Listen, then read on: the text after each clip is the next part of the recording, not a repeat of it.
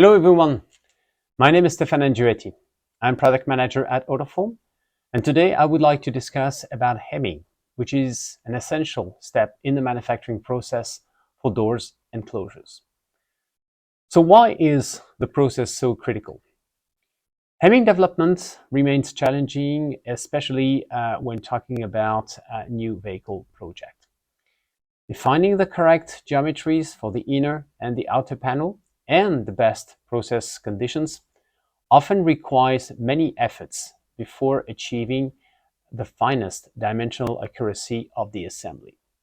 So in this webinar, you will understand how simulation can help since early feasibilities, and from a practical point of view, we will highlight a series of key functionalities that support hemming engineering. For instance, flange geometry definition, roller kinematics, and collision avoidance. On Wednesday, October 29th, I will be hosting a 30-minute live webinar in which I will present AutoForm solutions for hemming and body-in-white assembly.